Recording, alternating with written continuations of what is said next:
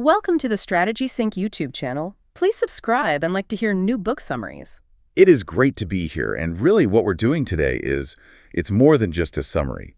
We are digging into a corporate philosophy that has somehow managed to not just survive, but to really thrive for over 100 years by doing, well, the exact opposite of what every business textbook tells you to do. I love that. That's the perfect way to frame it. But before we get into the whole business side of things, I want to take everyone back. I want to set a very specific scene that I think is going to trigger, a really visceral reaction for a lot of people listening. The date is December 25th, 1994. Oh, wow. The absolute peak of the 90s. Exactly. Imagine it. The chaos of Christmas morning is finally starting to wind down. The relatives have left. The house is in that sort of quiet post-celebration hum. You're coming down from a massive sugar high. And the living room is just a war zone of crumpled wrapping paper. A complete disaster zone, piles of it stuffed into garbage bags. And then you get that moment, the forgotten gift. Ah, the classic parental move, the misdirection. Yes. The dad in this story, and this is straight from the book we're covering, suddenly says, oh, wait, I think we missed one down the back of the sofa. And of course, you dive onto the cushions, you're digging around, and your hand hits this hard, heavy, rectangular box. And you just know. You rip it open and there it is, the Super Nintendo Entertainment System. It's such a universal memory, isn't it? I mean, for some it was the SNES in '94. For others it might have been that translucent purple N64 a few years later. Or the gray brick of a Game Boy. Exactly. But it's that moment, that physical connection to this, chunky piece of plastic that just promises, well, it promises a whole new world. It really does. And that emotional hook is kind of the perfect entry point into the book we are deep diving into today, Super Nintendo, the game-changing company that unlocked the power of play by Keza MacDonald. And I think when you look at that cover, you might assume it's just a nostalgia trip, right? Or like a dry history of game release dates. And you would be so wrong. This is not just a history book. I would actually argue it's a business philosophy book that's just disguised as a gaming history. MacDonald isn't just, chronicling a bunch of games. She is dissecting a corporate worldview that is completely alien to the rest of the modern tech industry. Okay, so let's get right to the core of it. The central thesis of the book is fascinating because it's so counterintuitive. It argues that Nintendo is not a technology company. That is the big headline. Yeah. If you walk away with one single idea from our talk today, it should be this: Nintendo is a toy maker. Okay, but I have to push back on that right away. I mean, they manufacture consoles, they're dealing with silicon chips, complex software, hardware specs. How can they not be a technology company? They use technology, of course, but their soul, their entire DNA, and most importantly, their decision-making process, is that of a toy maker. I mean, just look at the competition. Look at Sony or Microsoft. Right. They are locked in this perpetual arms race. It is all about specs. Who has the most teraflops? Who has the best, ray tracing capabilities? Yeah, and for anyone who doesn't know, ray tracing is that super advanced lighting tech, right? The thing that makes puddles look hyper-realistic. Exactly. It's all about simulation. It's about raw power. You've got Microsoft and Meta completely obsessed with this vague concept of the metaverse, building a digital reality that just mimics our own. They want to build the Matrix. So while they're off trying to build the Matrix, Nintendo is doing what? Meanwhile, Nintendo is sitting over in the corner, holding up a piece of cardboard folded into a robot and asking, but is this fun? It's this unwavering, almost stubborn commitment to delight first, profit second. And the book connects this to a concept I hadn't actually heard before, this Latin term, Homo ludens. Homo ludens. Yeah. Man the player. It comes from a really important theory by the Dutch historian Johan Huizinga. And his idea was that play isn't just something we do to, blow off steam. It's not a distraction from real work. It's more fundamental than that. Way more fundamental.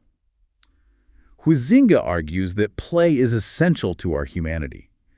It is as crucial as thinking, Homo sapiens, or making tools, Homo faber. He says that culture itself actually arises from play. So Nintendo's whole strategy works because they're tapping into this deep, primal need we have to play. Precisely. Mm-hmm. While all these other companies are trying to sell you raw data processing power and realistic graphics, Nintendo is selling you a way to fulfill a basic human need. They aren't trying to monopolize your data. They are trying to tap into your humanity. To really get how deep this toy maker identity goes, the book takes us back. way, way further than I expected. I knew Nintendo was an old company, but I had no idea how old. We're going all the way back to 1889, Kyoto, Japan. It blows my mind. Nintendo is older than the entire film industry. It's older than radio. It's older than the zipper. It is. And in 1889, obviously, they weren't making electronic games. They started out as a manufacturer of Hanafuda playing cards. Can you describe those for people who might not have seen them? They're not like a standard deck of cards. Not at all. Hanafuda means flower cards. They are these small, thick, really stiff cards. They're made from mulberry bark, and they're just beautifully illustrated with these nature scenes, cherry blossoms, cranes, pine trees. They're very, very tactile. They make this satisfying slap sound when you throw them down on a tatami mat. And the book points out they had a very specific and maybe a little gritty customer base, right? This wasn't just for family game night. No, not really. I mean, families did play with them, but a huge part of Nintendo's early fortune was built on the backs of the Yakuza, the Japanese organized crime syndicates. Wait, the Yakuza were buying up flower cards? They ran all the high-stakes gambling dens. And in that world, the cards were basically disposable. Think about it. Yeah. If a card gets even a tiny scratch, a bent corner, any kind of smudge, it can be used to cheat. It's a marked card. Ah, okay. So in these high-stakes games, to ensure fairness, they would use a brand new deck for every single hand. That is a genius business model. That's planned obsolescence before the term even existed. It meant Nintendo was selling incredible volumes of these cards. It's such a humble, kind of gritty beginning for a company we now associate with, Pikachu and cheerful plumbers. They were literally fueling the underground economy of Kyoto. And there's this story in the book that just perfectly highlights how revered this history is. It involves a collector, a man named Fabrice Heilig. And this is way beyond just buying old games on eBay. Oh, this detail is incredible. So the original 1889 Nintendo headquarters building in Kyoto, it doesn't exist anymore. It was torn down years ago as the city modernized. But Fabrice, being this ultimate superfan and historian, decided that just wasn't good enough. He had to see it. He needed to see it, so he went to Japan to find the site. No, that's not what he did. He built it in his garden in Alsace, France. You're kidding. He built a replica of a 19th century Japanese office building in his backyard in France. An exact replica. He wasn't just guessing. He pored over these old, grainy black and white photos from the turn of the century. He calculated the dimensions of the building based on the standard size of the roof tiles he could see in the pictures. He sourced the wood. He reconstructed the entire 1889 office just to house his collection of vintage Nintendo playing cards. That is a level of dedication, that is. It's just hard to wrap your head around. It tells you something really important. For fans, Nintendo isn't just another corporation. It's almost like a World Heritage Site. It's practically a religion. And that reverence, I think, comes from this deep feeling that Nintendo is the protector of the very concept of play. So let's jump forward a bit. The company can't just sell gambling cards forever. In the 1960s, we meet the two men who essentially invented the Nintendo we know today, Hiroshi Yamauchi and Gunpei Yokoi. The Emperor and the Tinkerer. You absolutely cannot tell this story without these two. Yamaguchi was the president from 1949 all the way to 2002. A true dynasty. He's the one who took this little local card company and turned it into a global empire. By all accounts, he was a stern, even terrifying business figure. And he didn't even like video games, right? Didn't play them, didn't really seem to like them. But what he had was an incredible, almost uncanny eye for talent. Which brings us to Gunpei Yokoi. Yokoi is the perfect counterbalance to Yamaguchi. And what I love about his story is that he wasn't hired to be some creative genius. He wasn't a hotshot designer fresh out of school. Not even close. He was hired as a maintenance man. His job was to walk around the factory floor in his coveralls and fix the card-making machines when they jammed up. That was his entire job description. But he was a tinkerer. He had this restless, inventive mind. So in his downtime, just to amuse himself, he started building these little gadgets. Exactly. He built this extendable arm contraption. You know the kind. A lattice of plastic that would scissor out and grab things when you squeeze the handle. So, one day, Yamauchi is doing his walk of the factory floor. Now picture this. The terrifying president walks in, and the maintenance guy is over in the corner, just playing with a toy. Yokoi must have thought, well, this is it. I'm fired. You'd think so. But instead, Yamauchi calls him into his office and says, "That thing, make it a product. We're selling it." And that became the Ultra Hand. It sold over 1 million units. That single moment is the pivot point for the whole company. It proved to Yamauchi that Nintendo could make toys. But more importantly, it gave birth to a philosophy that Yokoi himself coined, and it is arguably the single most important concept in the entire book. If you want to understand Nintendo's strategy today, you have to understand this phrase. What is it? Lateral thinking with withered technology. Withered technology. That sounds bad. It sounds like something that's rotting. It does sound negative, doesn't it? But what Yokoi meant by withered was mature, common, cheap. Technology that is so ubiquitous nobody thinks it's special anymore. His whole philosophy was, don't try to invent some new supercomputer. Take the cheap stuff that's already lying around and just use it in a way nobody has ever thought of before. Okay, can you give me a really concrete example of that in action? The Game Boy. It's the absolute quintessential example. When it came out in 1989, Nintendo's competitors, Sega with the Game Gear, Atari with the Lynx, they both released handhelds with full-color screens, backlights. Technically, they blew the Game Boy out of the water. Yeah, the Game Boy had that pea soup green screen, no backlight. It looked ancient the day it was released. It did, but I bet you remember the Game Gear. You needed like a wheelbarrow full of batteries just to keep it running. Oh, totally. It was a monster. It ate 6 AA batteries in about 2 or 3 hours. It was a power hog. The Game Boy.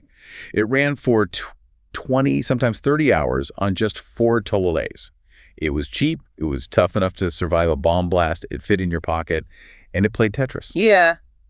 That is lateral thinking with withered technology. You win by being practical and fun, not by being the most powerful. It's such a confident way to run a business, isn't it? We don't need the best tech, we just need the best idea. But it wasn't all a straight line to success. By the late 70s, they're trying to break into the arcade video game market, and they hit a massive, massive wall. A complete disaster. They had bet the entire company, basically, on a game called Radar Scope. They built and shipped thousands of these arcade cabinets to America, convinced it was going to be the next big thing. Yep. Crickets. Nothing. Nobody played it. It was too generic, too much like everything else. So now they're sitting on thousands of unsold machines in a warehouse in Seattle. Nintendo America was facing bankruptcy. They couldn't afford to just build new machines. Exactly. They needed a new game that could run on the old Radar Scope hardware. They needed a kit, a swap. And who did they turn to? Not some seasoned expert programmer. No, because they didn't have any. So they turned to the office artist, a young guy named Shigeru Miyamoto. At this point in his career, he's a wannabe manga artist and an apprentice industrial designer. He's not a coder. He doesn't know the first thing about programming. And, maybe that's exactly why he saved them. Because he was approaching it like a storyteller, not like an engineer. Precisely. Before Miyamoto, arcade games were just abstractions. Pac-Man is a yellow circle eating dots. Space Invaders is a little ship shooting at pixels. Miyamoto looked at the blank screen and he wrote a script. He created a narrative. You have a villain, the big ape, Donkey Kong. You have a hero, Jumpman, who later, of course, becomes Mario. And you have a damsel in distress, Pauline. And crucially, he introduced the mechanic of the jump. It is so hard for us to imagine now, but in 1981, pressing a button to make your character actually defy gravity was revolutionary. It added physics, it added verticality. It wasn't just moving left and right on a grid anymore. And what was the financial result? It was a monster, an absolute monster. Donkey Kong became the highest-grossing arcade game for 2 years straight. In today's money, the book estimates it earned the equivalent of $1 billion. $1 billion. From one game that was made to salvage a failure. That is the moment the old playing card company died and the video game giant was born. It cemented that shift from physical toys to what were essentially electronic toys. But notice I keep saying toys. Right, because Donkey Kong feels like a digital toy. It's bright, it's bouncy, it's fun. And that leads us directly into the philosophy of Super Mario. Because if Donkey Kong was the birth, then Super Mario Bros. On the NES was the maturation of this whole fun-first mindset. Absolutely. When you really analyze Super Mario, especially the way MacDonald does in the book, you realize it's not really about winning. It's about the joy of pure movement. The skid. I love that the book points that out. A skid, yes. When Mario runs and you let go of the D-pad, he doesn't just stop on a dime like a computer cursor. He slides a little bit. He has momentum. He has weight. Jumping feels, well, it just feels good. It feels like playing. You could have fun just moving around in an empty room. And the book breaks down level 1-1 of Super Mario Bros. As this absolute masterclass in design. I think most of us just play through it, but when you stop and look at it, it's constantly teaching you things without ever using a manual. It's the perfect tutorial. I mean, let's just visualize it for a second. You start on the far left of the screen. There's nothing but empty space to your right. So what do? You run right. Naturally. The first thing you see is a Goomba. It looks angry. It has these little frowny eyebrows. If you touch it, you die. Okay, lesson 1. Avoid the angry brown mushroom thing. Then you see these blocks with question marks on them. So you jump and hit one, a mushroom pops out. And this is the genius part. The mushroom immediately moves right, hits that first green pipe, and bounces back towards you. It chases you, so you think it's another enemy, you try to jump over it, but the designers were clever. They placed a block directly above your head right there. You can't clear it. You can't. You hit the ceiling block and you fall right down onto the mushroom. It's a forced contact. But instead of dying, you grow huge. You get a power-up. So in 10 seconds, without a single word of text, the game has taught you. Enemies are bad, mushrooms are good, and blocks contain secrets. It's creating a safe environment for you to fail and learn. And the book mentions something else about the visual design that I had never ever thought about, but now I can't unsee it. The animism. Yes, the Shinto influence. It's fascinating. And everything has eyes. Everything. The clouds have eyes. The hills in the background have eyes. The mushrooms, the flowers, the billets. Even the camera in Super Mario 64. Right. The camera is a character, Lakitu, a little turtle on a cloud who's holding the camera on a fishing pole. This is deeply rooted in Japanese animism, this idea that everything, even inanimate objects, has a spirit, a kami. But from a design perspective, it serves a really clear purpose. It makes the world feel like a toy box. It's not a cold, digital simulation of reality. It's a living, breathing garden of play. It feels warm. And speaking of gardens, that's literally where Miyamoto got his inspiration for his other big franchise, isn't it? It is. He talks about his childhood. Yeah. Growing up in the countryside outside Kyoto, he would just go out and explore the woodlands, and he'd find a cave, and he would have to build up the courage to go inside with a lantern. That feeling, that microdose of wonder, as the book calls it, that's what he was trying to capture in The Legend of Zelda. Microdose of wonder. That's such a great phrase. It's perfect, right? It explains why finding a hidden block in Mario or a secret passage in Zelda feels so damn good. It's not about the points. It's about the thrill of discovery. But Nintendo isn't all sunshine and rainbows and smiling clouds. There is a black sheep in the family. Metroid. It is such a stark contrast. Mario is bright, it's linear, it's welcoming. Metroid is dark, it's isolating, it's confusing. It's the anti-Mario in every way, and it was heavily, heavily influenced by the movie Alien. I mean, get this, the main villain is a giant space dragon, literally named Ridley, after the director Ridley Scott. No way, I never knew that connection. That's incredible. But what's really fascinating about Metroid's development is how it highlights Gunpei Yokoi's management style again. Remember, he's the withered technology guy. Yeah. He had this other belief that game designers shouldn't know too much about technology. Wait, really? That sounds completely counterproductive. Why would you want your designers to be ignorant of the tech they're working with? Because if you know how the code works, you immediately know the limitations. You'll stop yourself from having a really cool, ambitious idea because you'll think, oh, the processor can't handle that many sprites on screen.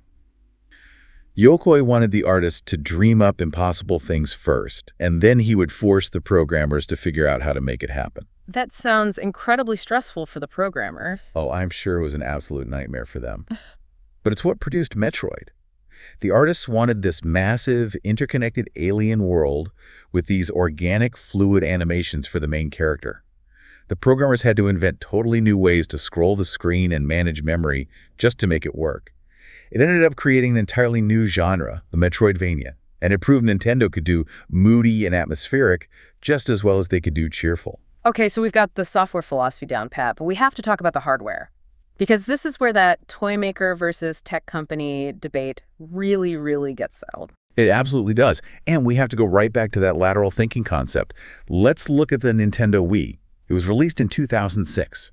At that exact moment, Sony and Microsoft are pushing high definition. They're obsessing over polygon counts and rendering speeds and all that stuff. And Nintendo releases this little white box that is, power-wise, basically 2 GameCubes duct taped together. Effectively, yes.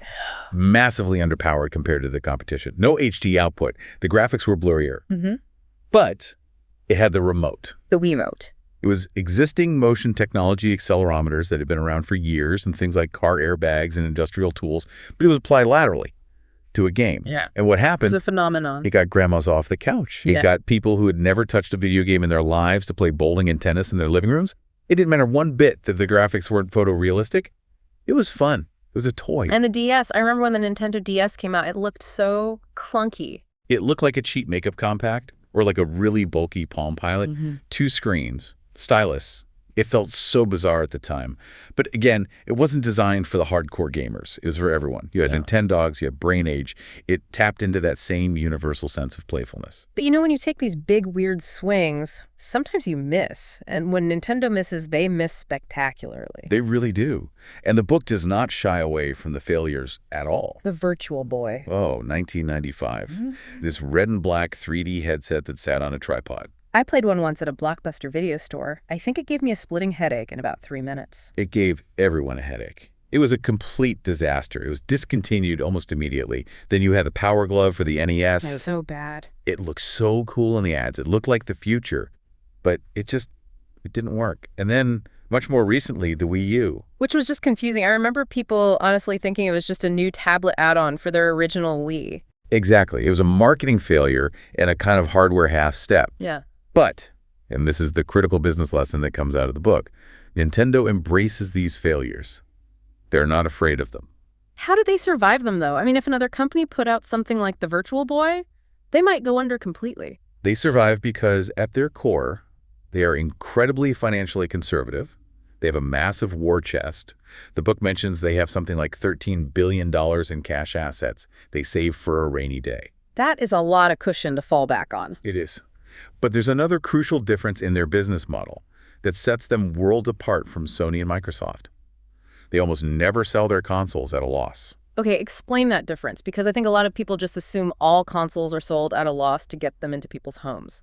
Right, so typically the razor and blades model in gaming, which is what Xbox and PlayStation use, is you sell the console, the razor, for a loss. It might cost you $600 to manufacture, but you sell it for $500. You lose money on every single box you sell, but you're hoping to make it back when the customer buys games and subscriptions. The blades. It's a huge risk. You need massive scale for that to pay off. Precisely. Yeah. Nintendo just refuses to play that game. Because they use withered technology, cheaper, older, more common components, they usually make a small profit on every single Switch or DS they sell, right from day one. This means they don't need to capture the entire market to stay alive. They can afford to be weird. They can afford to release an experiment like Nintendo Labo. Oh, the cardboard. They were literally selling people a box of cardboard sheets and telling them to fold them into robot suits and fishing rods. Which is just the most toy maker move you could possibly imagine. Here, kid, have a cardboard box. It's a robot now. And it works because they aren't chasing the same metrics as Sony.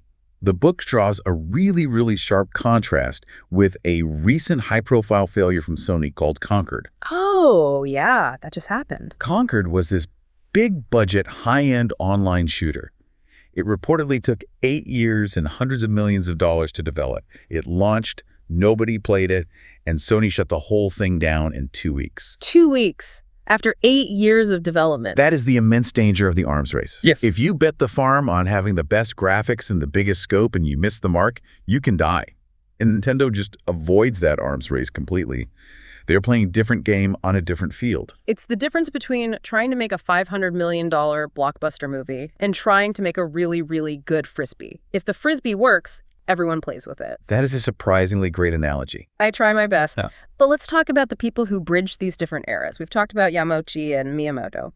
But there's this critical middle era that was defined by Satoru Iwata. Satoru Iwata, the programmer president, the man is a legend. He wasn't a business suit who came in from another industry, right? He was a coder, first and foremost. He was a genius-level coder.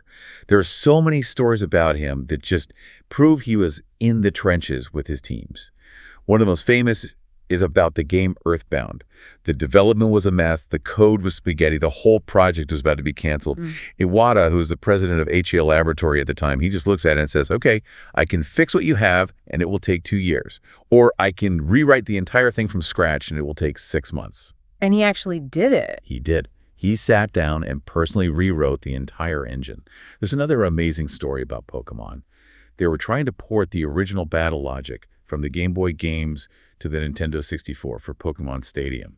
It was incredibly complex code, written in a very old language. Nobody could figure it out. Iwata just did it in a week.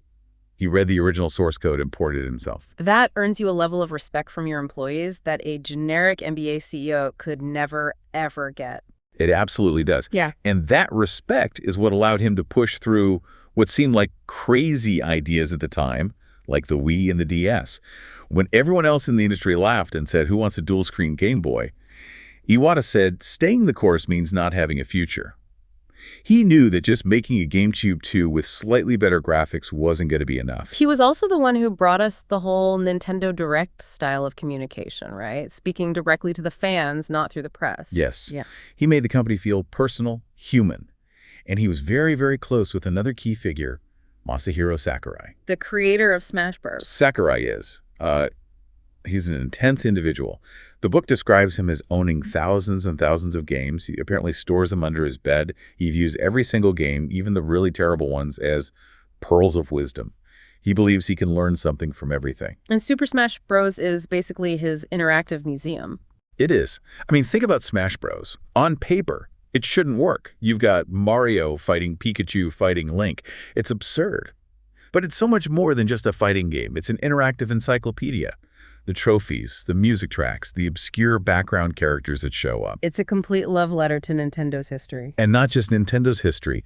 The book highlights that handshake moment when they announced that Sonic the Hedgehog and Solid Snake from Metal Gear Solid were being added to the game. That was huge. I mean, Sonic was the archenemy. Sega versus Nintendo was the console war of the 90s. Exactly. Seeing Sonic show up in Smash Bros. Was like seeing the Berlin Wall come down for gamers of a certain age. It was this powerful statement that fun overrides corporate boundaries. Sakurai understands that game essence, that feeling of impact, of joy, better than almost anyone. So we have the history, the philosophy, the hardware. Where does that leave Nintendo now? The book touches on something really recent, the Nintendo Museum that just opened in Uji. Yeah, it opened in October 2024, and it's built on the exact site of the old factory where they used to make the Hanafuda cards and later repair consoles. Wow, talk about coming full circle. It really is. Yeah. But the book's description of the museum is very, very telling about Nintendo's overall culture. It's not a theme park. There are no rides. The book calls it a product design museum. And it also notes that it's kind of weirdly silent on the details of how things were made. Yes. It shows you what they made. Here is the NES. Here is the Virtual Boy. Yeah. Here is a giant controller that you have to play with two people. But it doesn't tell you how they made it. It doesn't talk about the development crunch or the arguments or the hundreds of failed prototypes. It preserves the magic by hiding the labor. Exactly. It's the Willy Wonka factor. Yeah. If you show people how the sausage is made, it's less magical. Nintendo wants you to believe these wonderful toys just popped into existence purely to delight you. Which brings us to the future. Because, you know, the wizards are getting old. Miyamoto is in his 70s now. The old guard is starting to retire. So who is carrying the torch? That is the billion-dollar question. And the book points to the Splatoon franchise as the answer. Splatoon! The game with the squid kids and the paint guns. It's the proof of concept for the new generation of Nintendo creators. It was made by a much younger team. And it's focused on things like street fashion, youth culture, J-pop music, chaotic teamwork. It doesn't feel like a Miyamoto game. It feels like a modern Gen Z Nintendo game. And it's a massive, massive hit, especially in Japan. Huge. It proves that the DNA, that core commitment to fun and lateral thinking, has been successfully passed down. They aren't just relying on Mario and Zelda forever. And we are, it seems, on the verge of the Switch 2, or whatever they end up calling it. The book predicts, and I tend to agree, that it'll be iterative. Nintendo usually toddles. They do a revolution like the Wii, then they do an evolution like the Wii U. They did a huge revolution with the Switch, so the next one will likely be an evolution of that idea, a refinement. But the core challenge remains. How do you keep that spirit of invention alive without the original founders in the room anymore? It's the classic Disney problem, right? How do you keep being Disney after Walt is gone? Precisely. But Nintendo seems to have institutionalized its core philosophy better than most companies.